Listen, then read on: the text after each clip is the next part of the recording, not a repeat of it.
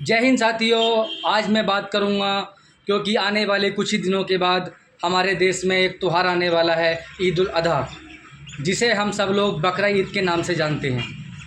तो मेरा वीडियो बनाने का मतलब ये है क्योंकि भारत देश में 21 करोड़ मुसलमान रहते हैं।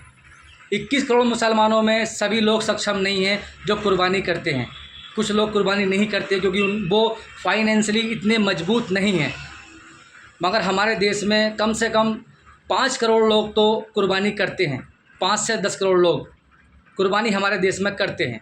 और उन 10 करोड़ लोगों में 50 लाख लोग ऐसे हैं जो अमीर हैं, जो 3 दिन कुर्बानी करते हैं। तो मेरा कहने का मतलब ये है कि आप 3 दिन कुर्बानी करते हो तो उसमें एक दिन कुर्बानी का खर्च आता है मिनिमम 15,000, और मैक्सिमम तो आप कितना भी खर्च कर सकते हो। तो 3 दिन मिनिमम से मैं हिसाब लगा के चल रहा हूँ। एक दिन का खर्च 15,000 कुर्बानी का, 3 दिन का कितना हुआ? 45,000 रुपये। तो आप 3 दिन कुर्बानी ना करके सिर्फ एक दिन कुर्बानी करें, 2 दिन कुर्बानी ना करें। उन 30 बचे हुए 30,000 से आप गरीब लोगों की मदद करें। अब मैं आपसे बताना चाहता हूँ क्योंकि अगर 30,000 को 50 लाख से गुणा किया जाए तो 1500 करोड़ रुपया होता है। अब 1500 करोड़ रुपया कितना बड़ा अमाउंट है ये आप समझिए। उन 1500 करोड़ रुपए से आप अपने गली मोहल्ले शहर गांव में कितने लोग ऐसे हैं जिनको पैसे की ज़रूरत है, जिन बेटियों की शादी नहीं हो पा रही, उन बेटियों की शादी के लिए उस पैसे का उपयोग करें। जो लोग गंभीर बीमारियों से जूझ रहे हैं उस पैसे से उन गरीब लोगों का इलाज कराएं। और जो लोग अपने बच्चों को शिक्षा दिलाना चाहते हैं अच्छी, और उनके पास फाइनेंशियली वो मजबूत नहीं है, तो उन लोगों को मदद करें, उनको अच्छे स्कूल में दाखिला दिलवाएं। और जिन लोगों के कच्चे मकान हैं उन लोगों के लिए पक्के मकान बनवाएं। तो इससे आपको बहुत ही ज़्यादा अजर मिलेगा बचे हुए 30,000 से। मैं ये नहीं कह रहा कि आप कुर्बानी ना करें, बस मैं इतना कह रहा हूँ कि 3 दिन ना करें, एक दिन कुर्बानी करें। 2 दिन के कुर्बानी के जो पैसे हैं उनसे गरीबों की मदद करें। वो चीज़ आपके लिए भी अच्छी है, आखिरत के लिए भी अच्छी है, दुनिया के लिए भी अच्छी है। क्योंकि एक गरीब आदमी की मदद करना बहुत सवाब का काम है। क्योंकि मेरे प्यारे आका ने ये फरमाया है कि गरीब इंसान की मदद करो। अगर अल्लाह पाक ने तुम्हें इतना मजबूत बनाया तो उसकी मदद करो। एक दिन कुर्बानी करो, अल्लाह आपकी कबूल करेगा। 2 दिन कुर्बानी के पैसे से आप मदद करो लोगों की, बेटियों की शादी के लिए, बच्चों की शिक्षा के लिए, और जो गंभीर रूप से बीमार हैं उनकी बीमारी के लिए उस पैसे का आप इस्तेमाल करें। और दूसरा टॉपिक मेरा, क्योंकि हमारे भारत देश में 6 ऐसे राज्य हैं जहाँ पर बीफ बिकता है। तमिलनाडु, कर्नाटका, केरला, आंध्र प्रदेश, गुजरात और तेलंगाना, ये 6 ऐसे स्टेट हैं जहाँ पर खुलेआम बीफ बिकता है।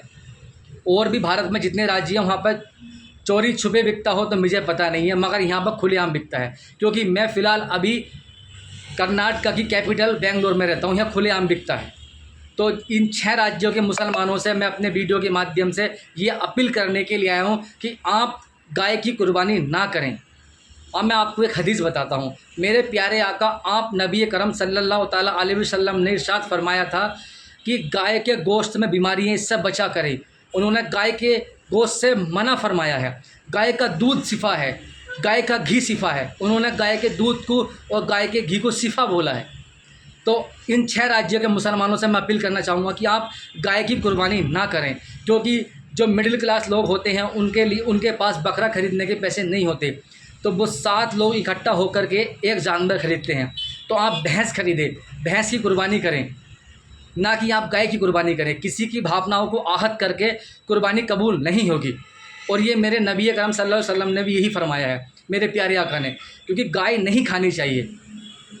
ये बात मैं आपसे बताने के लिए आया हूँ। क्योंकि मेरा गलत इंटेंशन मत लीजिएगा कि ये कुर्बानी के लिए मना कर रहा है। मैं ये बोल रहा हूँ कि आप 3 दिन ना करके 2 दिन करें और गाय की कुर्बानी ना करें आप। और जितने भी इस 6 राज्यों के अलावा जितने भी बचे हुए राज्य मेरे भारत देश में हैं, उन सभी मुसलमानों से कहना चाहूँगा कि आप चोरी छुपे आप गाय की कुर्बानी ना करें।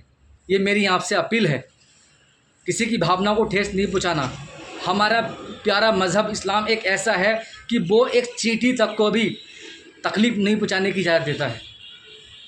तो आप गाय की कुर्बानी से बचें और 3 दिन कुर्बानी ना करके 2 दिन कुर्बानी करें। बचे हुए पैसों से शिक्षा के लिए, गरीब के इलाज के लिए, जिन बेटियों की पैसे के कारण शादी नहीं हो रही है वहाँ पर खर्च करें। जो बच्चा स्कूल नहीं जा पा रहा है उसके अच्छे स्कूल में उसका दाखिला कराएं। इससे अल्लाह पाक और आपको ज़्यादा सवाब देगा और आपको आपकी दुनिया भी अच्छी होगी, आपकी आखिरत भी अच्छी होगी। तो ये छोटी सी वीडियो बकरा ईद के ऊपर। जय हिंद, हिंदुस्तान।